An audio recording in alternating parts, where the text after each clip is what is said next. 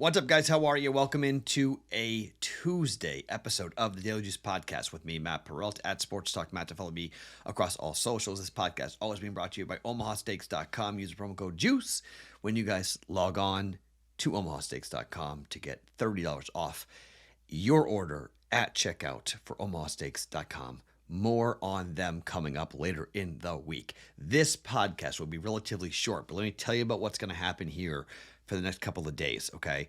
So first, we know that Texas and Washington, it's 14-7 Washington right now. No clue how that game's going to go. We'll figure it out in a second. But I am traveling today, okay? So I am going to be in the airport, in the air, just kind of a crazy day. So what you're going to get is a podcast here from me, and then I'm going to let the BettingPros people post tomorrow night's podcast, the podcast for Wednesday. They're going to post it late, but I'm going to tape it during the day. So I won't know what happens with the bets for today when I tape tomorrow, okay? So we'll get back on the normal schedule. I'll be back Thursday's podcast. We'll be back in unison or in rhythm. We'll get back to how things are going because this has been a disaster for me in terms of being on vacation and just the betting. This has been, I don't know why this year, maybe it's because my daughter's 9 and we've had a lot more things going on and I added a trip to New York. It's been very difficult for me to find the time to do the bet research, to get the typical stuff that's been up, and the betting has been reflective of it. It's just been a very difficult couple of weeks, and it's been a difficult month of December. Look, yesterday didn't go bad. I mean, we'll see. Iowa was a horrible bet. I bet the under in that game as well, so I went 1-1. I was picking between the two, and I thought Iowa would score, and that's where the game would go over. Well, Iowa didn't score at all. They got shut out again. The most pathetic offense in the history of college football was led by Brian Ferentz. I thought for somehow, some way, after a month of prep, Iowa might look better, look decent, and they did not. They lost to a freshman quarterback for Tennessee. I don't care what the kids ranked. Iowa's defense is one of the best defenses in college football. That was an infuriating game for me to watch that, but I was on the under, and somehow under 36 came in because it was a 35-0 defeat for Iowa. Just no, not even, that was it for me. That was my last bowl game bet. I was done. Like, that's it. So we lost that. We lost the 2 units on Alabama, but that's not a big deal, okay? Because our 10-1 ticket for Michigan's live. So that 10-1 is now 8-1. Which is okay, right? So we head towards whoever Michigan's going to play next Monday for the national championship. I might wind up trying to win back those 2 units by taking the dog, but we're not going to have to bet that much because if Washington beats Texas, Michigan's going to be favored by 6. If Texas beats Washington, Michigan will be favored by 3. So we're going to get plus money on whoever on the other side. At least at the start, we're going to get plus money here. And if it's Washington, I think that number closes above 7. I think Michigan's going to be a pretty big favorite up against Washington if that's who they wind up playing. Don't know about Texas. That could be interesting to see how that all kind of plays out. But obviously that game is still being played right now. It's late. It's 10 o'clock on the East Coast. The game is not even close to being at halftime yet. So don't know how that game is going to fall. But I'll tell you later in the week. I don't know. I'm going to get home. I'm going to research it. I'm going to look at it. I don't know what I'm doing yet for that game, but we have an 8-1 ticket on Michigan to win it all, which will make up, to win 8 units coming back will make up for a lot of the problems that I have got myself into here. That will kind of reset the bankroll if we can nail an 8-1.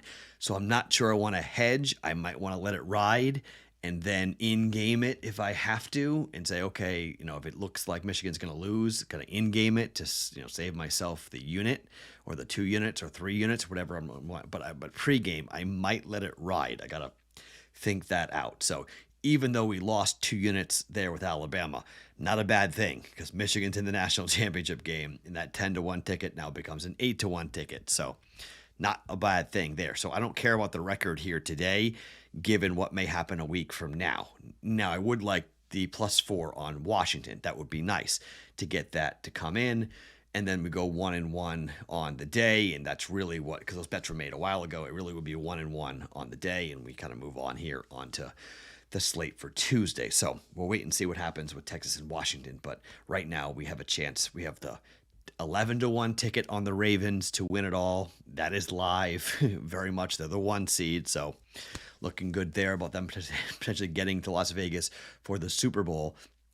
And then we've got obviously the 10-1, which is now an 8-1 on Michigan. So we hit both those futures.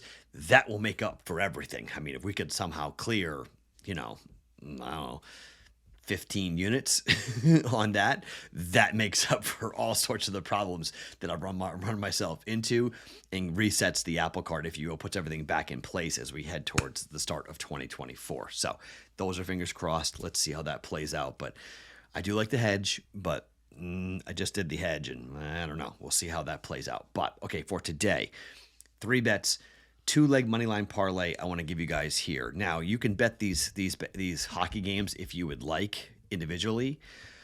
San Jose is back to getting their asses kicked. Okay, I mean, San Jose is back to being just absolutely horrific on the puck line. If you've been fading them on the puck line, they have now lost 1, 2, 3, 4, 5, 6, 7, 8 games in a row. They have lost 1, 2, 3, 4, 5, 6, 7 games in a row on the puck line. Okay, so if you want to bet puck line here for the Red Wings, go right ahead. The Red Wings are not great on the road. They're 7-9-1. Okay, but the Red Wings equally are playing poorly themselves. But I like them to win this game here because it is Lyon in net. Alex Lyon's important. If he doesn't play here, I'm not going to be in love with this bet nearly as much. But Alex Lyon on the road is pretty good with a 2.76 goals against average. Alex Lyon has lost 3 of his last 4 starts, but he did beat Nashville 5-4 in his last start. San Jose has been an absolute, complete, and total dumpster fire over the last couple of weeks. They've just been horrific. They've been better at home, okay? I'm not going to lie. They've been okay at home, but Red Wings are minus 185 as road favorites against the Sharks just to win the game. Money line, not the puck line. Just win the game on the money line. Red Wings played well against the Bruins. I watched the game. They got goal scorers. I don't mind the over in this game either. You want to bet the over? 6.5 minus 130. Don't mind that, but given the way that I've been running, I don't really want to lay puck line. I just want to lay money line. I'm not laying minus 185 with the Red Wings, though. No way in hell. So I got to pair it up with something. I got to do a 2-leg moneyline parlay, which, again, you can go, Matt, you're so cold. Why are you parlaying? I completely agree. It's just there's a lot going on right now. Okay, so I just got to get back to Vegas and get my life put back together. So I don't want to have a lot in play here. I just want to have basically 2 units in play, and that's about it. So Red Wings, and I got to pair it up with something, and I'm going to take the Dallas Stars, who are at home against the Montreal Canadiens. Wedgwood is in net for the Dallas Stars. He's 11-2-2. Wedgwood at home this year is 7-1 with a 2.87 goals against average. If you just want to bet this, you can, but it's juicy. It's minus 300 on the Stars up against the Canadiens because, well, the Canadiens are as bad as the San Jose Sharks are right now. They are an absolute train wreck at the moment, and Dallas should be able to win this game and most likely win this game on the puck line because the Canadiens are 8-7-3 on the road, but they've lost 3 games in a row. They've lost all 3 games on 2 out of the 3 games on the puck line so far. This has been a long road trip for them. They lost to Minnesota. They lost to Chicago, Carolina. It's just been bad. This is the final game of the road trip before they head back home for a couple of games, but the only game they won was at Chicago 5-2. When they beat Winnipeg 3-2. So on this road trip, they're 2-4 on this road trip. Dallas at home is really, really good.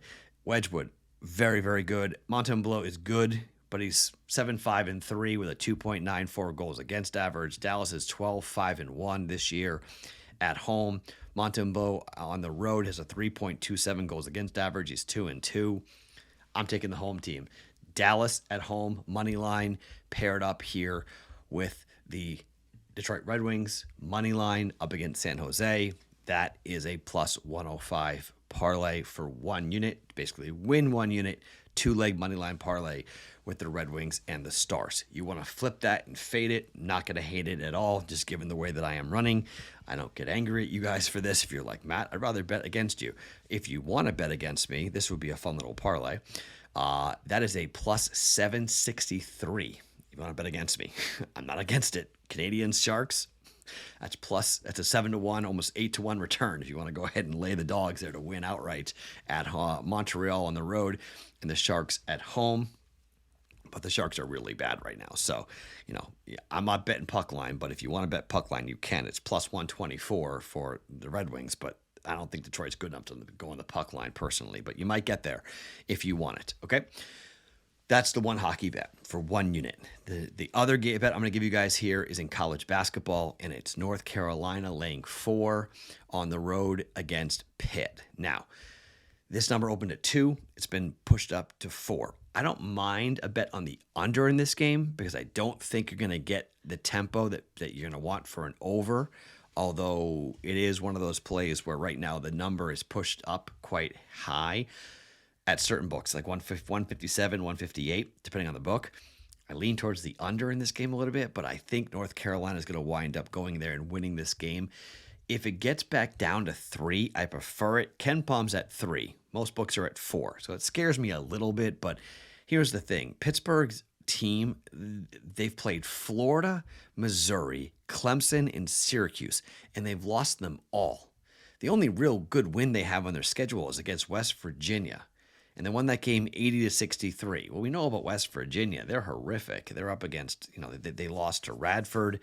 They're going to play Houston coming up here in the next game on the 6th of December. I've got that game circled as a game that we're going to 100% fade, depending on what the number is going to be. But that could be like a money line parlay opportunity. Like West Virginia is not beating Houston, not by a long shot. But they've got Kansas State. They have Texas. Ken Palm expects them to lose out, by the way. Ken Palm expects West Virginia to have a 0 record, 0 wins in the Big 12 this season. That's how bad West Virginia is. So I'm not going to be impressed that Pittsburgh beat up on West Virginia. In particular, it's a rivalry game too. So no, I'm not buying that. So Ken Palm has this as a 3-point win for North Carolina. I'm cool with laying the 4, though, because you've got a UNC offense, which is top 10 in efficiency, top 70 in effective field goal percentage. Yes, Pittsburgh's defense on paper is good. Top 25 effective field goal percentage, number 2 for 3-point defense, but they're not great at 2-point defense. They're okay. North Carolina hits their free throws. They play up tempo. We should see a lot of attacking the rim and open threes in transition. I just have a better team overall with North Carolina, a team that I like in Carolina. We've backed them recently against Oklahoma. And yes, this is a road game, and that can be scary with conference play. But I think Pittsburgh's a little bit overvalued here, given the fact that just what their numbers look like. I think, man to man, I think North Carolina's a better team. Pittsburgh could be a tournament team, depending on how they play. But I like Carolina a lot this season. I'm going to lay the 4 points. North Carolina -4 on the road for 1.1 units. And yes, betting road favorites in conference play is dangerous, but it's a short number at 4. So I feel comfortable doing it. Okay. So when I tape the podcast for Wednesday, I won't know the outcome for the games on Tuesday, just FYI. But it will post at night. I'll get the guys to post it, but it won't come out till later in the night.